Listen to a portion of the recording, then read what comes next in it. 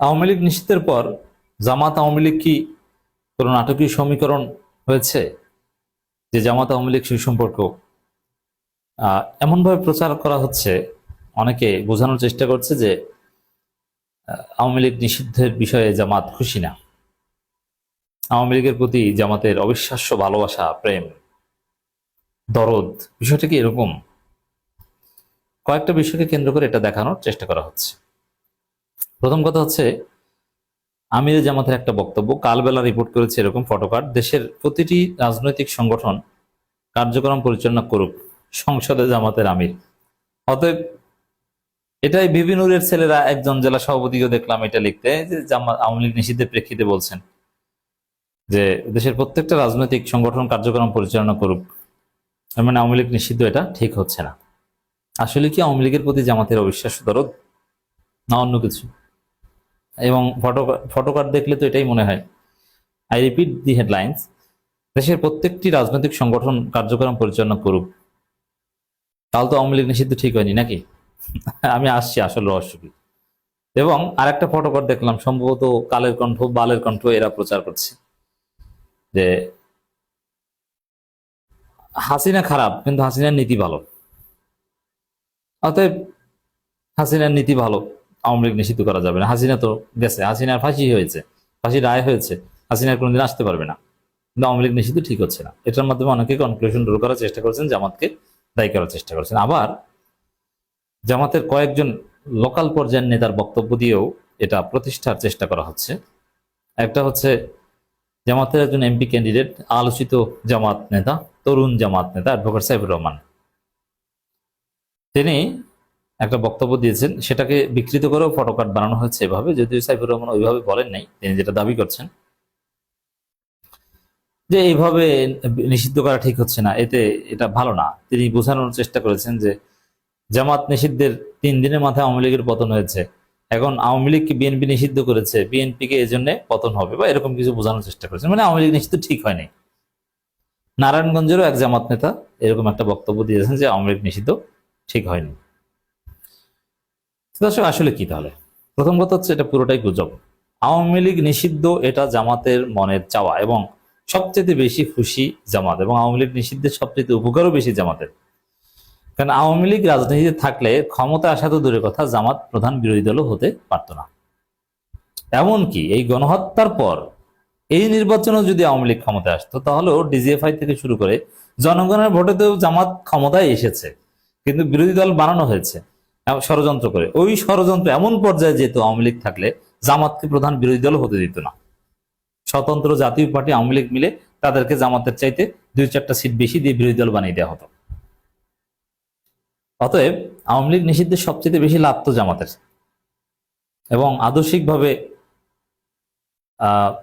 জামাতের সবচেয়ে বড় শত্রু আওয়ামী লীগ, এবং আওয়ামী লীগের সবচেয়ে বড় শত্রু জামাত।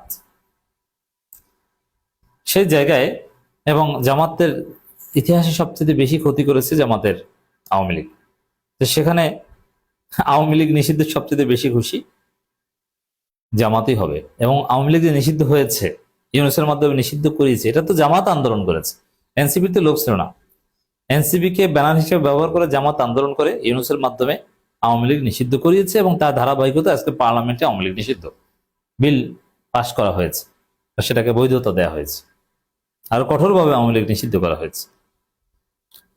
তো সেখানে জামাত আওয়ামী লীগের প্রতি দরদ বা আওয়ামী লীগ নিষিদ্ধ চায় না, এটা অসম্ভব। বরং বিএনপি তো আপাদমস্তক প্রতারক। বিএনপি ইউনূসের আমলে বলেছে যে নিষিদ্ধ করা ঠিক না, নিষিদ্ধের রাজনীতি আমরা বিশ্বাস করি না, এটা অগণতান্ত্রিক, ইত্যাদি ইত্যাদি। আর এখন এসে নিজেরাই নিষিদ্ধ করলো। তারেক রহমানের বিরুদ্ধে আওয়ামী লীগ ভালো খেপেছে, কারণ আগে নিষিদ্ধের বিরোধিতা করেছিল তারেক রহমান এবং তার দল, কিন্তু এখন তারাই নিষিদ্ধ করলো। মানে রাজনীতির খেলা বড় অদ্ভুত।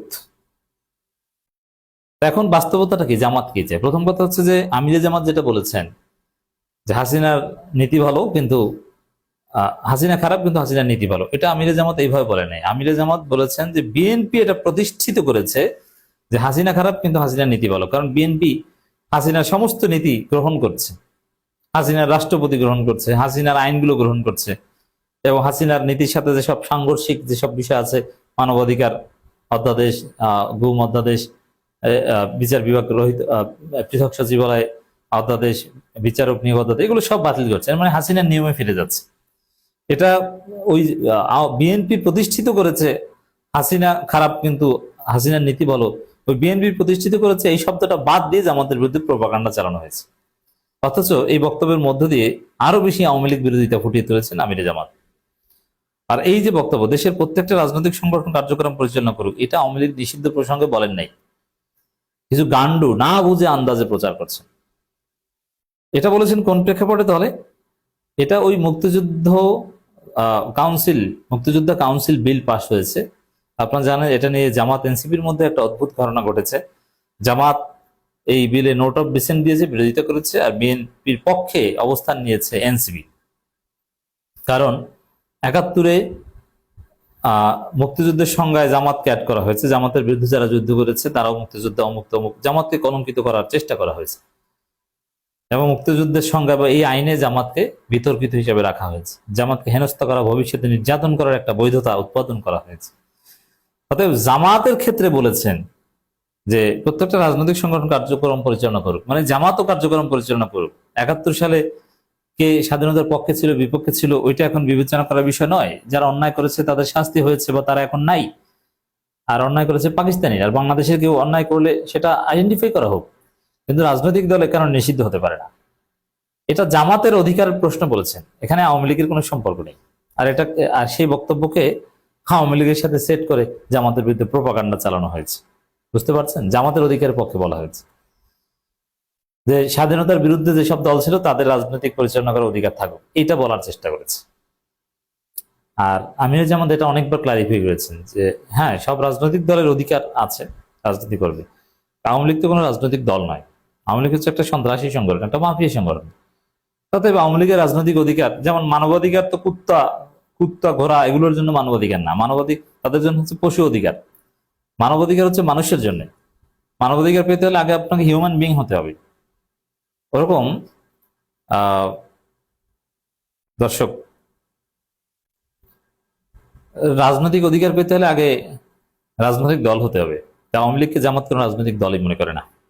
আশা করি বুঝাতে পেরেছি জামাতের বিরুদ্ধে প্রোপাগান্ডা। আর ব্যক্তিগতভাবে জামাত নেতা সাইফুর রহমান কিংবা নারায়ণগঞ্জের কোনো এক জামাত নেতা যা বলেছে ওটা তাদের ব্যক্তিগত, ওটা ভুল বললো, ওটা তাদের ব্যক্তিগত, এবং অনেকের ব্যক্তিগত স্বার্থ আছে। জামাতের লোকজনই সাইফুর রহমানদের বক্তব্যের তীব্র বিরোধিতা করেছে এবং এটা মামলা পাওয়া, ক্লায়েন্ট পাওয়ার কোনো একটা ধান্দা থেকে বলেছেন বলে অনেকে ব্যাখ্যা দিচ্ছে।